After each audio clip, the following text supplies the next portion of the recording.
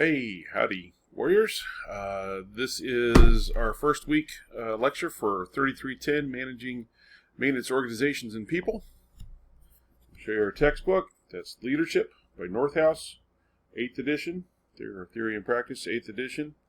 You can get it in paperback, you can get it in Kindle. It's going to be vital. You're going to need this or you're not going to do well at all. We're going to go through almost all of this book, but not all of it. We're going to use this in 2 other classes as well in your program. So it'll be money well spent. You're going to get to use it for 3 different classes. So go ahead and get that as soon as you can. I've got a link in an announcement in this class, and I'll put it in this week's the homepage under the module so that you can get a link from the publisher for the first 2 chapters. That'll get you started as you're waiting for your book to come in, if you're ordering it online somewhere. So, since we're an online program, most of y'all don't just truck down to the bookstore on campus to get your books. So, that will give you a little space to get that done. All right, I'm going to pull this back. We're going to get started with the lecture on Chapter 1. So, here we go. All right, Managing Maintenance Organizations and People, Week 1, Management and Leadership Roles. We're going to go over Leadership Defined. We're going to go Leadership Described. And then we're going to talk about the summaries in each of the chapters of these books. Or in this book, sorry. Okay. Leadership Defined. So, these days, bookstores are full of leadership books. It's a huge section in any bookstore or on Amazon, online, or any other online bookseller. As a matter of fact, this notion of leadership development derives a $366 billion annual business worldwide. That's from a Forbes article online. So see right there, I've got a little inline citation. I will have a link to that article in this week's link for the work we need to do. It's according to the article, the vast majority of that money, that $366 billion spent worldwide, is kind of wasted. Article goes into why. But this is the reason why we're not going to study any one particular book that's sort of commercially available. There's plenty of them, plenty of methods, plenty of leadership styles, guides, workbooks, calendars, planners, all kinds of things, part of that $366 billion. What we're going to do is we're going to use this book, which is used in a lot of schools. It's a very popular book on leadership. And the reason for that is because it's an academic approach to leadership. It cites dozens and dozens and dozens of leadership research studies that have been done over time and synthesizes that information for us and breaks it down into a bunch of different leadership styles, or theories. So each of those theories has strengths and weaknesses. Not any one of them is perfect.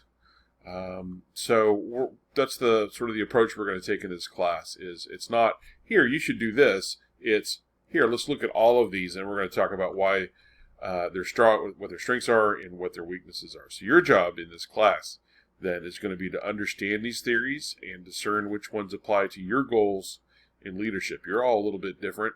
I can't just tell you one way, here, go do it. That's not why you're in class. So this is going to culminate in your term paper called Personal Theory of Leadership, where you synthesize the course information and present how the diverse theories will influence your own leadership journey. Okay, told you I was a nerd.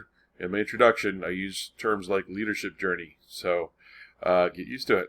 All right, here we go with the information this week. What is leadership? Leadership is actually really hard to define. We've been trying to do it for a very long time, and you can ask a bunch of different theorists, and they're all going to tell you something different. So let's see how that has changed over time. I want to make sure you understand this is not a history class. I'm not going to say in 1932 what was the predominant theory. Doesn't matter. What I want you to take away is sort of the trends over time. So this is pretty broad. It's broader than it's expressed in the book. Much of the first half of the 20th century defined leadership as impressing the leader's will upon those being led. You can think of a movie or a book. You've got The manager doesn't really care what anyone says underneath them. They just said, here, we're doing this. Go do it. If you don't like it, you're out. All right. It was a predominant approach to leadership throughout the first half of the 20th century. Now, you take a look at the 1940s and 50s, and we were seeing leadership as the ability to direct teams and persuade them. It's a bit different, right? It's not just saying go, it's saying go and here's why. I suspect, it's not in the book, but I suspect that that has a lot to do with the fact that most of the workforce at the time had packed off to fight World War II and became very accustomed to structured teams and sort of a unit squad or squad unit, and then larger teams. So management styles started to reflect that. All right, from the 1960s to the 1980s, leadership developed a behavioral language that said a leader's actions influence the team. So we're not just, we've gone from, do it or I'll crush you, do it and here's why, to let me show you and let me lead the way. Leaders became out in front rather than leading from behind. All right, and then since the 90s, it's really exploded. Probably has something to do with why there's $366 billion worth of business in this whole world of trying to talk about leadership and develop leaders. The theories have exploded since the 1990s, and so much of the book is really based on that. So what that did is... I'm a little ahead of myself, sorry. So what we've learned from that history lesson is that leadership is a process. That's common to all of those, right? It doesn't just happen. It happens again and again and again. We have to keep leading. It involves influence. It occurs in groups. And it involves some common goals. Okay, those, regardless of leadership theory, those seem to be the sort of core tenets for that. So leadership is a process whereby an individual influences a group of individuals to achieve a common goal. Let's take a look at that sentence a little closer. Leadership is a process. That means it goes back and forth, keeps reinventing itself. It has to move forward. It has to be engaged, right? Whereby an individual, so we've got the leader, influences, that's a key word, doesn't just order, they influence, a group of individuals. That to me is the most important part of this whole sentence, is a group of individuals. They're not a monolithic slab. They're not carbon copies of each other. And that leader who's going to lead that group has to recognize that there are different people in that group that are going to respond to leadership differently. And for maximum success, remember, we're not doing this because we're being nice or because we're being politically correct. We're doing this for maximum success. We're going to address that group of individuals in ways that makes them all successful. That's how the company's going to make money. That's how we're going to be successful. So, and then to achieve a common goal. If everyone's pulling in different directions, then we don't go anywhere. So that individual leader influences the group of individuals to all pull in the same direction for a common goal. That's a pretty roundly accepted definition for leadership. Okay. So let's try to describe what that means, right? That's still pretty vague. It's still pretty broad. Okay. A couple of ways to look at it. The Northouse does in his book. First thing we look at is the trait versus process leadership. Leadership traits suggest that leaders have certain attributes that they're born with that make them great leaders, right? You've heard that phrase. That person's just a born leader, all right? Maybe something like their height, right? It's true. Tall people tend to command a little more attention than not tall people. Intelligence, sometimes. Extroversion, that certainly helps when you're talking about leadership traits.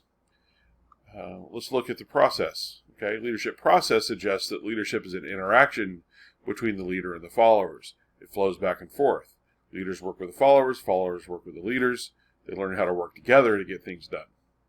It's being a process leader is not an inherent ability. It's something you can study and learn and become more successful. Now, are those mutually exclusive? No, not at all. There are traits that certainly do help you get noticed as a leader, but the process still is also important. I would also like to point out that some of those traits work for some people, but not for others. All right, extroversion, intelligence, height, assertiveness. Some of these things are seen as great aspects for leaders. But sometimes when a female or a woman in the organization comes forward with those exact same traits that we see as positive, they can be seen as negative. And that's a cultural thing. That's something we need to get over as a culture. Those should not be different responses. So that's something we need to work through as future leaders. We need to give room for those positive leadership traits to be recognized in everybody. Let's talk about assigned versus emergent leadership.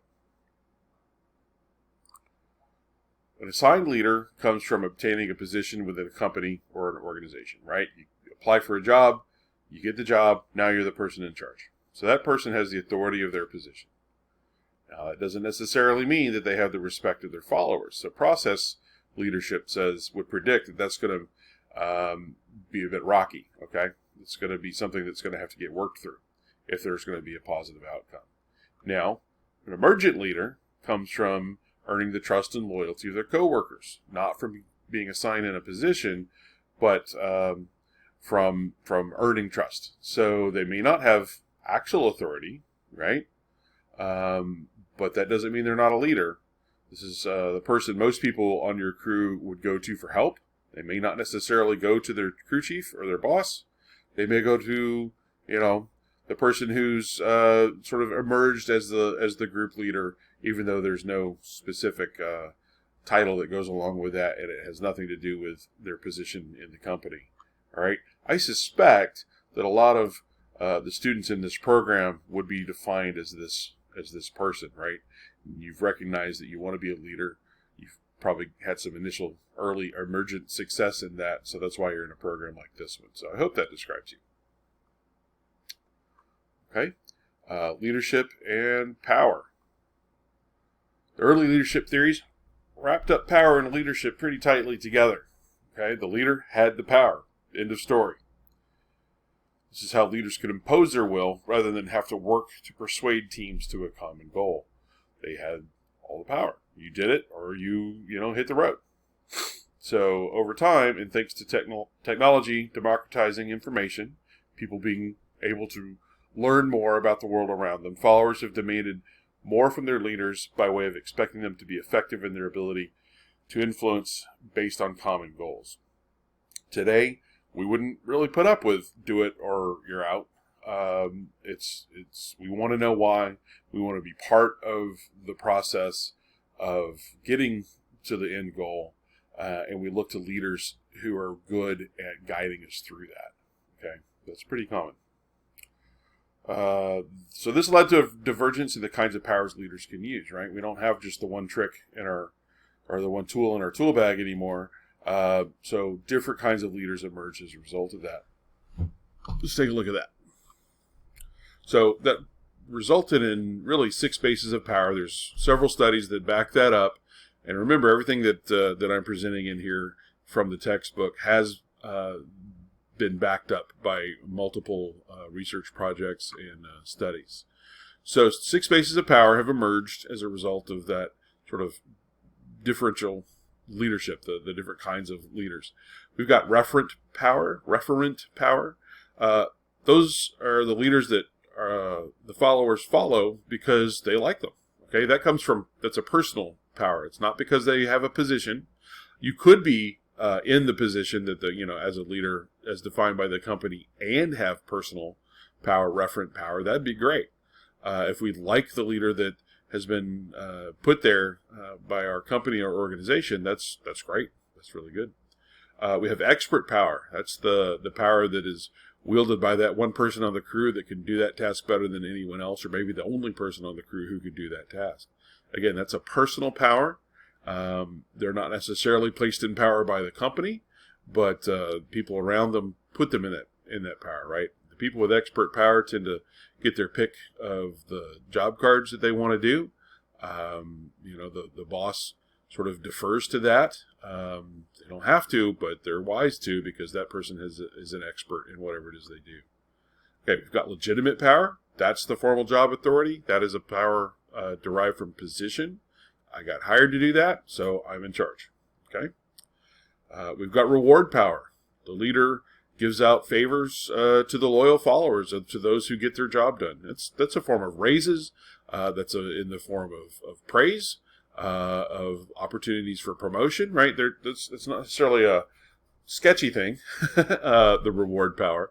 It could probably be used that way.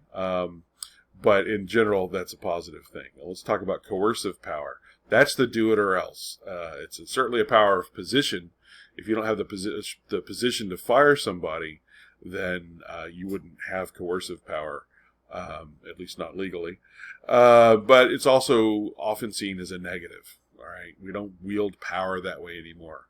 Not very successfully, and if we do, we probably have a lot of rollover on that team, which gets very expensive. These are the kind of things we're going to talk about this semester when we talk about leadership, the effects of the leadership choices you make.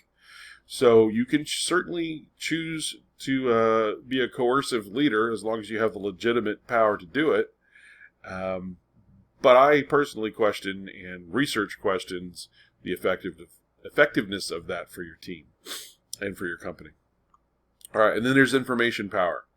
That's the office executive assistant who knows how to get things done, right? They may not be the boss. They may not be the person at the top of the ladder, but they're the person you go to get things done. It could be an office executive assistant. It could be that person in the tool room. It could be that person that gets the paperwork done just the right way, that speeds up getting your materials or your I don't know, all kinds of things, right? They're the person who make things happen in the office or in the hangar. All right. Let's look at management versus leadership. This is kind of the culmination of where this first chapter is heading. They both involve influence, right? Managers' influence and leaders' influence. They both involve people. Kind of hard to manage nobody. And it's definitely hard to lead nobody. They both involve accomplishing goals, right? We're going to influence people to get things done. So management and leadership share a lot, okay? Let's talk about how they're different. Management produces order and consistency. Okay, the job of the manager is to make sure processes get handled, things get done efficiently, they get done on time, they get done, in the time allotted on the work card, or that the airplane is getting out, in 8 months as scheduled, or whatever the role is. The manager is there to make sure the order and the consistency keep happening on a day-to-day basis, right? They do that through planning and budgeting and reporting on plans and budgets. They organize and they staff. They make sure they have enough people and the right people in place, and they control the process, and they solve problems, okay? That's a manager's job. Leadership produces change and movement. Remember, leaders don't have to be in a position of authority. They can be emergent, which means they're just that person on the team that everybody goes to, as a leader. So leaders establish a direction. They align people. It's different than just getting people showed up. They get them thinking in the same direction. It's an inspiration thing. And they motivate and inspire. So you could have a manager who's a great leader and can do both of those things. That's wonderful. You could have a manager who's not so good at the leadership side, right? They're really good at getting the paperwork done. They're really good at making sure the budgets are followed and that the airplane gets delivered on time. Not so good at managing the people or inspiring or motivating people. So sometimes change and movement doesn't necessarily mean at a corporate level either. It's not that we're going to change the management structure, every 2 years.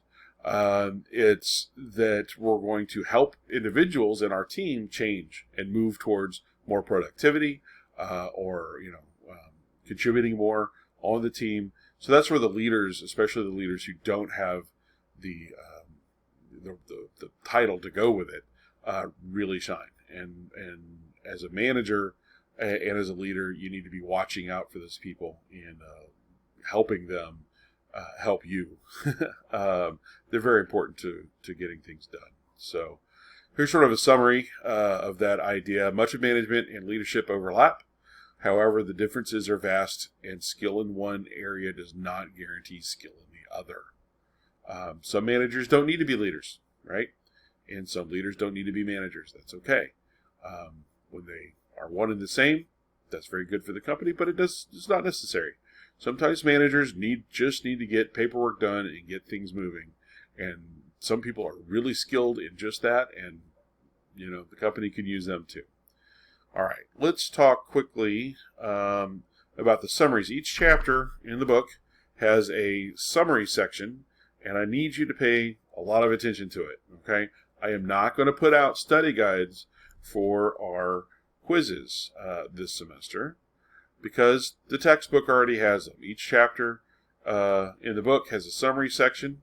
You can treat that as a study guide when it comes to quizzes. They're usually a page and a half long, and they summarize everything in the chapter. And the chapters are 15 to 20 pages long, so they're not too brutal.